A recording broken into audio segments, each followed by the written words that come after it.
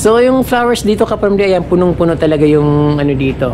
Although bago lang itong grandiflora na ito, pero yung flowers nila umaapaw na kaagad. Ang kitang-kita niyo yan. Parang ganda tingnan kasi purple siya. Ang gusto ko dito Kapromdi yung mga ferns. Tapos pinag-mix by clock vine. Magandang tingnan. Talagang napaka-refreshing. So ayan, napakaganda ng kanilang backyard. Very refreshing. Nakita niyo yan. Daming ferns. Bernese ferns, Boston ferns, Peruvian ferns.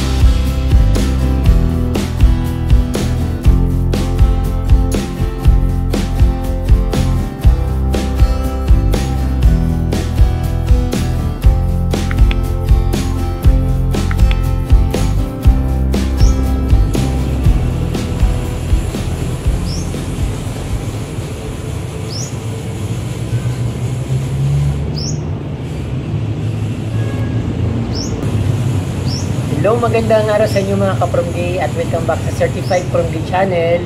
Ngayon po ay nandito po ako sa bahay ng friend ko dito sa Quezon City. At ito nga mga Kapromdi, nagtatanggal ako ng mga ligaw na damo sa kanilang Bermuda grass dahil medyo napabayaan na nila yung paggagardening. Katulad nung nakikita nyo, medyo umano na siya, anong tawag doon? Natutuyo na yung iba dahil medyo napabayaan, hindi siya nasikaso. Then ayun, So ayun nga Kapromdi, dahil nandito ako, kailangan gusto ko siyang i-revive yung parang may bumalik ulit yung kanilang alindog. Nakita niyo naman mga Kapromdi nung pinakita ko itong garden na ito nung siguro mga almost half year. So napakaganda at very greenish yung nila, lalong-lalo na yung grass, napakaganda. Pero ngayon medyo napabayaan dahil nagkaroon ng konting problema yung friend ko. Then sabi ko, try ko na i-revive. But before anything else mga Kapromdi, ay in-invite ko muna kayo na mag-subscribe sa aking YouTube channel at pindutin din yung notification bell para updated po kayo sa aking mga bagong post na videos. Ayun po mga Kapromdi. So, gusto ko ipakita sa inyo yung mga halaman dito ulit. Kahit medyo na, medyo na nangayat. Parang gayong nangayat yung tawag doon. Pumayat sila at siyempre parang medyo nabawasan yung ganda, pero maganda pa rin at sabi ko i-revive ko yung dating ganda dito. So kaunting dilig-dilig lang naman yun. Then ayun, may babalik din naman yun at syempre magaganda pa rin yung mga flowers nila. Ayun, naging active na naman yung friend ko kasi nandito ako at syempre ginaganahan siya maghalaman dahil nakikita niya na tinutulungan ko siya at talagang pinapaganda niya ulit yung garden niya. So ngayon niya, busy na naman siya sa paghalungkat ng mga paso. So ayun, papakita ko muna sa inyo yung mga halaman bago ko ipagpatuloy yung kakalkal ko ng mga wild grass dito sa kanyang Bermuda. Tara! Ayan nga po mga Kapromdi, maganda pa rin yung mga flowers dito pero medyo natuyo na yung ibang mga halaman. So ito medyo gumanda na ulit yung kanilang ferns. Pero maganda pa rin naman sila nung dumating ako, pero may mga natutuyo na mga dahon at yung kulay niya parang nagsisilver na. Ibig sabihin patuyo na talaga sila or talagang hindi na nadidiligan. So wala nang problema dito sa pangdilig kasi marami silang tubig dito. Kaya pag tuwing hapon dinidiligan ko ito, naglabasan na yung mga talbos nila. So ayun, napakaganda nga Kapromdi kapag nandito kayo yung biglang tingin ba maamis talaga kayo dahil sa sobrang ganda ng mga ferns nila at bumalik na sa dating alindog at gumanda pa nga. So yung naman dito Kapromdi, yung mga grandiflora or clock vine, magaganda pa rin at maraming bulaklak na sa loob. Yung dito naman sa banda dito sa harap, tinanggal ng friend ko, sabi ko dapat hindi niya pinutol yung mga bulaklak na bumababa kasi yun ang magandang tingnan. Nagmumukha talagang paraiso yung dating ng kanilang garden, lalo kapag namumulaklak katulad nito. So ito naman hindi siguro na ito napansin kaya hindi niya pinutol. Kaya yan ang ganda ng bulaklak niya. But magaganda pa rin naman yung mga bulaklak. Yung problema lang kasi medyo natutuyo. Although hindi naman masyadong mainit ngayon. Hindi katulad last year na talagang napakainit. Ngayon medyo mainit pa rin pero makulimlim naman yung araw ngayon. Hindi lumalabas yung natural na init ng araw kaya medyo malamig-lamig ng konti. So ayun. Maganda pa rin. At dito sa kanilang Christmas tree, kakatapos silang kasi ng December ka-promdi kaya yan nilagyan nila ito ng lights, mga ilaw din, pero hindi na nila naputol yung ano sa taas, yung mga kalakbay na gumagapang din. Ayun ka-promdi dito naman sa baba, bagong lagay lang namin ito, bagong landscape namin itong nandito sa baba. Ayan, nilagyan namin ng white stones. Tapos dahil kulang yung white stones, hindi kami makabili. Yung mga ano naman, pinag-ipon-ipon na lang namin yung mga nandito na kumakalat sa kanilang paligid ng bahay. Tapos sabi ko lagyan na yung mga halaman na nagkakalat dyan na medyo nakakahamba lang sa daanan. Pinalagay, sabi ko ilagay na lang dito sa ilalim ng mga cypress plants. So ayun, maganda siya ka-promding tingnan. Katulad niyan, medyo luma na yung mga bato. Pero sabi ko pag nainitan naman siya at palaging mainit tapos didiligan, nalilinis siya at bumabalik naman yung puti niya.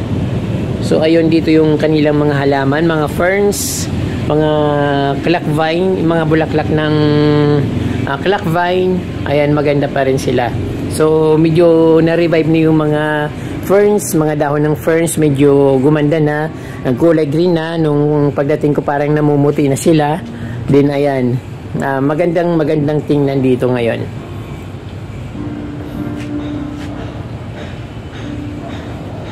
Dito naman sa terrace, actually itong ano na ito, giant ferns, nandito ito sa ilalim ng mga Boston ferns. Kaya lang tatamaan siya ng araw. Sabi ko kung pwede dito, tabi na lang dito sa medyo hindi masyadong naarawan kasi hindi niya kaya yung init ng araw. Kaya yan nasunog, nasunog yung mga dahon niya, nagkaroon ng ganyan dahil nasusunog siya. Din yung marami niya mga halaman, mga aglonema, nilagay niya dito sa kanto ng kanilang terrace. Ayan, na maganda naman tingnan at yan nga ang napaka-refreshing dating. At yung mga kanyang mga spider plants, sabi ko hindi ito pang init. Mas maganda ito kapag nasa indoor. Kasi hindi naman siya, bihira lang talaga siyang diligan. Kapag dinidiligan kasi siya ka-promdi, nabubulok yung mga dahon niya. Dapat yung dilig ng ano tawag nito, spider plants, dapat nasa lupa lang. Hindi dapat inaano diyan sa mga dahon kasi nabubulok yung dahon niya. Katulad nung dati nung gigil akong gusto kong alagaan talaga, gusto kong lumaki kaagad yung mga spider plants ko. Ang ginawa ko, dinidiligan ko siya umaga at hapon. So nag-research ako ng konti, and dapat pala ang pagdilig ng spider plants ay nasa sa lupa lang. Para mabasa yung soil, hindi yung direct sa kanyang dahon kasi nabubulok yung mga dahon niya. Dito naman ang case niya nilagay doon sa initan, kaya dapat didiligan dahil talagang nalalanta siya. Buong maghapon nandun siya sa gitna ng halamanan sa front yard. So natatamaan siya ng araw, kaya madalas nakikita ko laging nalalanta. Kaya ang ginagawa ko, dilig ako ng dilig dito. Kaya lang hindi maganda pag dinidiligan kasi na siya nalalanta. Sabi ko ilagay na lang dito sa hindi na initan para bihira lang diligan. So ayan, maganda naman siya. Katulad nakikita nyo, parang lumabas na yung mga branch. Ang maganda dito ka-promdi kapag sobrang lush siya, yung paso na papaligiran, umiikot yung mga mga branch, parang bulaklak.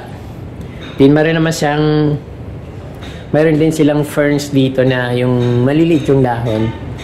Yan, yung driftwood, binunot lang yata itong driftwood na to din sa hindi ko alam kung saan kinuha, pero bayabas siya ka-promdi. So ang ginawa, pinabaliktad yung roots nasa taas, yung pinakapuno yung parang pababa. So kaya ganun ang datingan niya.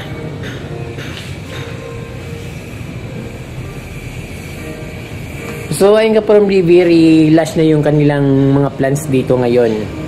Sana tumuloy-tuloy na. Ang lang dito, yung parang nagkaroon ng struggle yung grass. Mahirap kasing bumalik yung ganda ng grass kapag napabayaan siya, katulad niyan. Pag hindi nakat kaagad, ang tendency niya tataas, kaya pag pinutol mo, walang laman yung ilalim niya, kaya nakikita yung lupa. Kaya dapat palagi siyang tinitrim para umano siya, gumapang ng mas mababa. Hindi yung gumagapang na pataas. Kasi tumataas siya from day kapag hindi pinuputol. So, nasisira yung kanyang korte. Kaya ganyan, hindi naman siya ganong maganda. Nakikita nga yung ilalim niya, natutuyo. Dapat sabi ko, mas maiksi yung putol dapat. So ayun, nag-gardening yung friend ko ngayon. At yung tinira dito yung mga pandanus na plants. So actually mayroon ditong mga kasama ito. May mga kasama siyang mga croutons, hindi ko alam kung saan niya na nilagay ulit. Pero yung ang ibang kasama niya ito yung spider plants na pinakita ko sa inyo kanina. So ayan.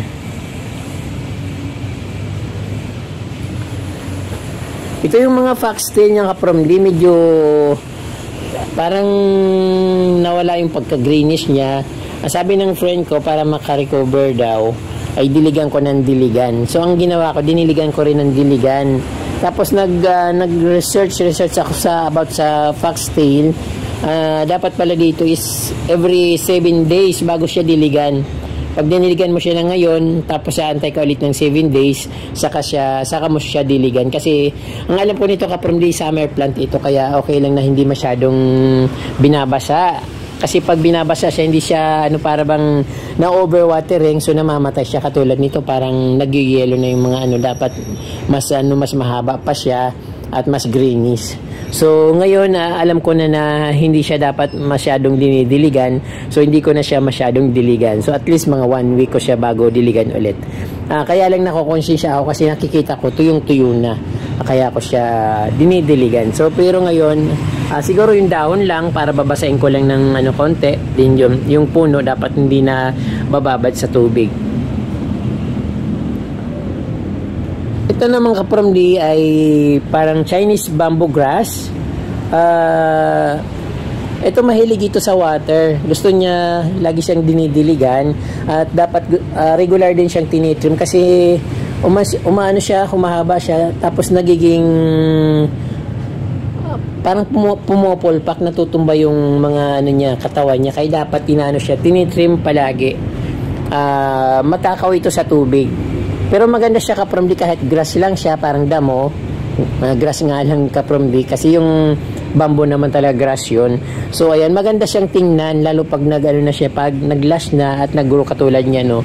So well trimmed talaga siya kapromdi dito. So inaalagaan siya dito at napaparami nila ito. Parang favorite plants yata nga nila ito kasi nakikita ko kung saan ito sa dami-dami nilang nilalagay sa paligid ng bahay ng ganito.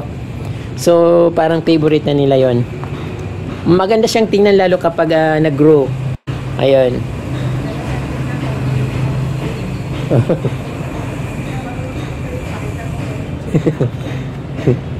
So ayun, sabi ni Ate Luida, yung may nito, yung kay Ate Luida kasi itong plants na ito, dapat marunong ka mag-trim para mas gumanda pa. So magkakapatid sila kapromdi, kanya-kanya silang halaman. Kaya lang tinitake over nung kaibigan ko na kapatid din nila na gusto rin maghalaman, kaya parang gusto niya siya na yung mag-alaga ng mga plants kasi busy sila palagi sa simbahan. So dito naman mga kapromdi sa gilid na ito, yung mga sabi ko kanina mga croutons, nandun siya kanina sa parang lalagyan sa gitna, so nilipat ng kaibigan ko dito. So ayan, mas maganda ito kapromdi kapag direct soil tapos natatama ng araw kasi yung nito, yung dahon niya kapag pinabayaan lang nagiging dilaw lahat, mas magandang tingnan. Ito nga pala kapromdi, parang yung ito, mayroon isang dito, yung ferns, medyo na ito kapromdi, parang napabayaan din nila ng konti, pero matagal naman kasing mamatay yung ferns kahit na medyo napabayaan siya, basta nadiligan lang ulit, bumabalik din naman kasi yung mga ferns kaprom din nabubuhay nga siya sa walang sa walang soil, nabubuhay nga siya sa mga sa mga stones na nakaano lang sila sa stones na ayun, parang gumagapang lang sila sa stones, nabubuhay sila kaya matagal naman siyang mamatay kahit medyo mapabayaan or pumuti-puti na yung dahon nila. So once na diniligan mo, bumabalik naman ulit siya. So dito naman kaprom di marami pa rin silang mga halaman dito, mga Bernese ferns. Ito may tumubo na isang fern, ibang klaseng fern ito. Tumubo siya sa ilalim. Ayun, may mga ferns pa rin sila dyan. Tapos yung African talisay na dating pinakita ko sa inyo, ayan, lumalapad na siya pero hindi siya tumataas. Lumalapad lang siya ng lumalapad. Pero mas maganda kasi alam mo na umaano siya, nag-i-improve. Ayun. Pandanus. Meron din sila mga forget-me-not na halaman dito. So, regular ko itong dinidiligan kasi namamatay na nga siya. Pero, mayroon pa rin dito.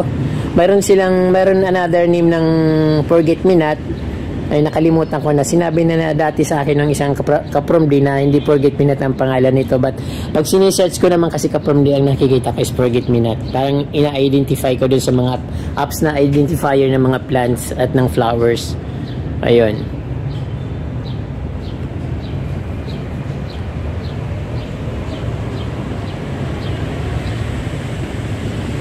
So ayan, maaliwalas yung kanilang garden kapromdi, lalo pag yung yung dalawang plants na yung sa gitna, yung Chinese bamboo grass saka yung foxtail, ang ganda niyang tingnan kapag medyo lumago siya at napakaaliwalas tingnan. Dito naman sa bandang gilid, sa may kanto ng kanilang bahay, ito yung iba maganda, yung iba na parang na susuffocate na sila sa kanilang kinalalagyan, katulad nitong kalatia, punong-puno na yung punong-puno na yung kanyang paso, kaya parang di na sila maka grow. Pero maganda pa rin siya kapromdi kahit na punong-puno kasi nga matataba siya, pero kailangan ilipat na ito ng paso or pakiwa-hiwalayin para mas lalong gumanda. Healthy naman sila. Ayun. Forget-me-not. Mayroon silang aglaw dito, aglonema. Ayan,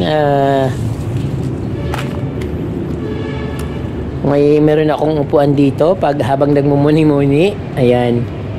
So, maganda dito, mayroon dapat coffee table kasi may upuan. Din meron silang Bernese ferns dito.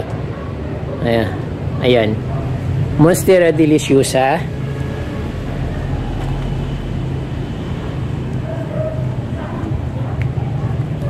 Dito naman yung pinoproblema palagi ng kaibigan ko. Sabi niya, diligan ko daw ito ng diligan kasi nawawala daw yung mga dahon. So iba kasing weather dito kapromdi sa Manila, mainit na dry. Ano yung kapromdi, mga devil backbone. So ngayon inaano niya na naman, parang nililinis niya mga damo. So tuwing hapon naman dinidiligan ko siya kasi yun ang sinabi niya sa akin na diligan ko ng diligan. Kaya lang din naman nakaka-recover. Pero itong kapromdi medyo dumami na yung dahon niya at ang napakataba ng kanyang mga branch. So ayan ang tataba nila.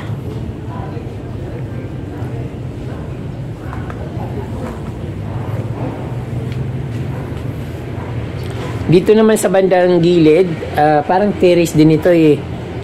Nilagyan na nila ng mga Bernese ferns, halo-halo mga halaman, Burmax, ayan, kalatia, Bernese ferns. Ayan, mayroon diyan kapromdi, parang mayroon fountain, kaya lang may oras siya kung magbukas. Hindi ko alam kung every 2 hours or every 30 minutes nag-open yung automatic naman siyang nagbubukas kapromdi. At ayan, napabayaan na yung mga plants dito. So ito, natuyo na yung mga dahon niya, katulad nung nasa dito. Ayan, nakalimutan na nilang diligan. Sa dami nilang halaman kasi na alaga, so ayan, napapabayaan din. Siyempre maraming plants, maraming flowers yung Grandiflora.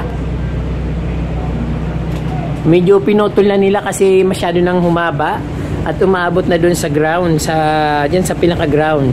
Katulad nito masyado na itong mahaba, malapit na naman siyang umabot sa ground. Kaya lang dapat hindi sinasagad yung pagputol kasi sayang.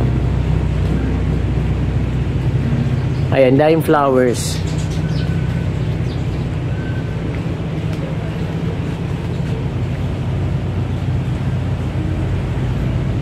Punta naman tayo dito kapag sa kanilang backyard. Ito mas maraming mga flowers dito yung Grandiflora. At siyempre mas maraming flowers, magandang tingnan. Napakaraming bees na lumilipad-lipad. Minsan nakakatakot kasi baka biglang mangagat or hindi naman sila umaatak. Hindi katulad ng mga bees na talagang gumagawa ng honey. Yung bees dito yung mga black, parang hindi naman sila nangangagat. Ewan ko lang pag sinaktan mo or something na atakihin kanya. Ganun. So yung flowers dito kapamdi, ayan, punong-puno talaga yung ano dito. Although bago lang itong Grandiflora na ito, pero yung flowers nila umaapaw na kaagad. Ang kitang-kita niyo yan. Parang ganda tingnan kasi purple siya or blue.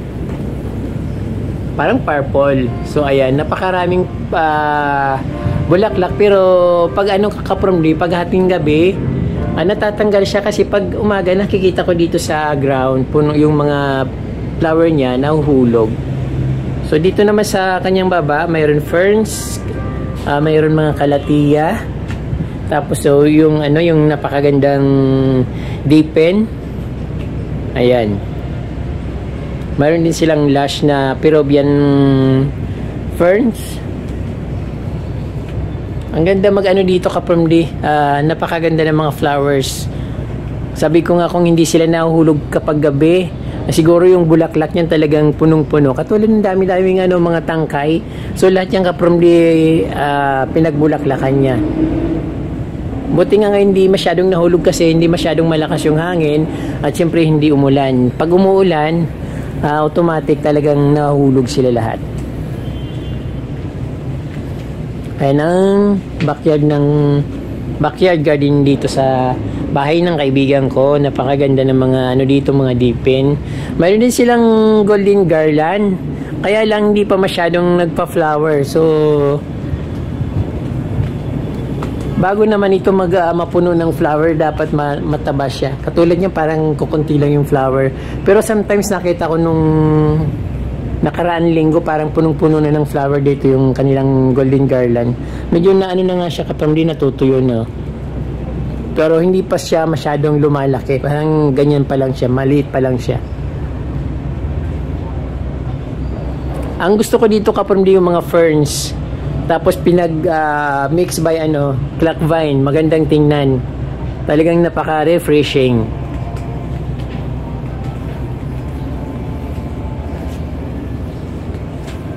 So ito yung pinaka talagang backyard nila. Dahil mainit dito sa Manila at bihirang umulan, yung mga halaman nagiging parang naninilaw sila.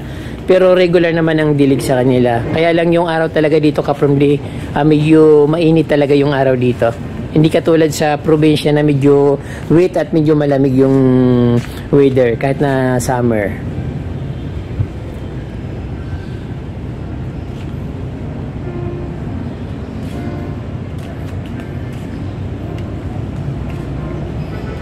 Napapansin ko mahilig sila sa ferns. Yun ang madami dito, yung Boston ferns, Peruvian ferns. Siguro mayroon silang 4 na klaseng ferns dito. Maliban sa mga Bernese ferns. Mas maraming ferns na nakikita, parang mas maaliwalas. Ayan, katulad niya, napakaganda. Tapos nasa ilalim siya ng puno ng mangga. Yung mangga nila hindi pa masyadong bumubunga. Although twice a year sila nagbubunga. Ngayon hindi masyado kasi pinutol nila yung pinakataas kasi masyado nang mataas. At baka inisip nila baka pag bumagyo, lumakas yung hangin, ay mapuputol yung or matutumba yung mangga, sayang. Lumalaki na rin yung kanilang ito yung Golden Putos. Dito ako kaprom di kumuha ng Golden Putos na dinala ko sa probinsya. Dito naman, ayan, ang lit-lit lang. Parang ganito lang yata yung kinuha ko dito. Dulo ng Golden Putos, tapos tinanim ko dun sa probinsya, yung lumaki na lumaki.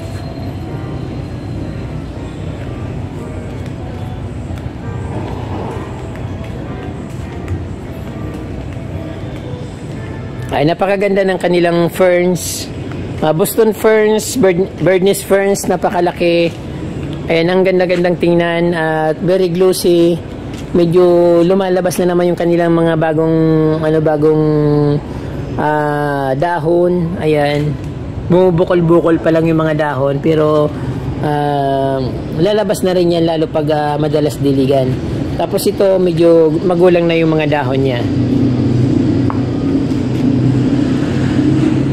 Napakalawak ng kanilang garden kapromdi. Dito naman sa bandang na mga nainitan, nandito naman yung mga bougainvillea. Bougainvilleas, mga flowering bougainvilleas, pero napapabayaan siya. Ayan, natutuyo na yung mga dahon niya. Meron din silang milindres. Sabi ko yung milindres dapat siya, naka-direct soil para mas lumaki at gumanda yung bulaklak niya. Ayan, meron din silang mini dito, mini farm, vegetable farm. Mga talong. Ayun, daming bunga ng talong. Ayun, maliliit pa. Eggplant. Iba naman yung nagga-garden dito, yung isa nilang kapatid. Si Ate Doris naman yung nagtatanim ng mga gulay dito. At ito yung kanyang mga halaman. Mayroon ng palaya, mahilig siya sa papaya, pero ang papait ng mga papaya ngayon. Pero at least bumubunga siya kapromdi, kahit payat siya, may bunga siya, maliit lang na papaya. Ayun.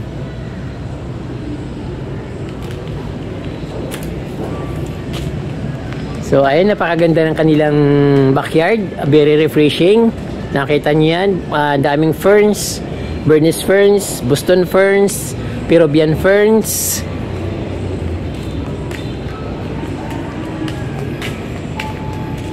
Ang kanilang dirty kitchen na napaka-cozy. Ayan, ang ganda. Pag minsan dito kami kumakain, dinner, lunch, paminsan-minsan, mostly nandun sa loob ng bahay.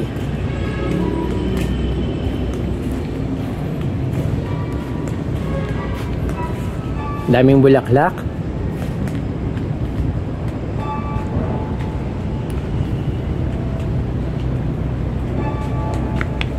Siya nga pala kapromdi, yung clock vine, pwede siyang pwede siyang itanim by cutting. So halimbawa nito, magpuputol ka lang ng ganito, tapos gusto mong i-replant, nabubuhay siya kapromdi, hindi siya sensitive, madali siyang mabuhay.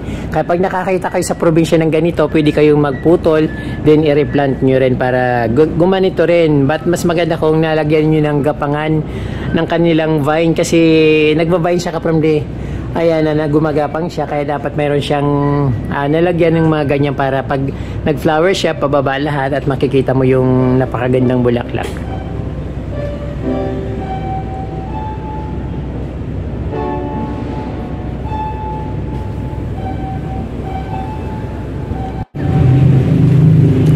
During plant convergence kapromdi, nasa circle kami, kasama ko ang friend ko, kaya bumili siya ng pot na ganito. So nakikita niya kasi na ang gaganda ng mga plants na nakikita niya na pinapagapag na ganon.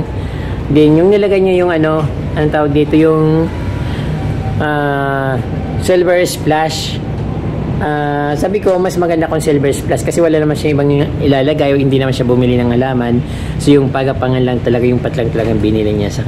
So ayan, naantayin na naman namin na gumanda siya. So ayan po mga kapromdi, nakita niyo po yung garden ng friend ko, medyo nabawasan yung kanyang napakagandang aura. Yung grass medyo nagdo-dry, naninilaw na yung mga puno niya, nakikita na yung lupa. Kaya gusto ko maibalik sa dati. At ayun, sipag na sipag nga ako magdilig dito kasi gusto ko yung bumalik yung dating ganda ng kanyang garden. At siyempre ngayon medyo nagiging active na naman siya at ginanahan na naman mag-gardening dahil nandito ako. At siyempre yung mga halaman na dating pinakita ko sa inyo na very lush, gusto kong maibalik yun, gusto kong gumanda ulit. At siyempre mga kapromdi, marami pong salamat sa inyong panonood at huwag niyo pong kalimutan mag-subscribe at pindutin po yung notification bell para updated po kayo sa aking mga bagong post na videos. Marami pong salamat, muchas gracias, and Diyos magbalon.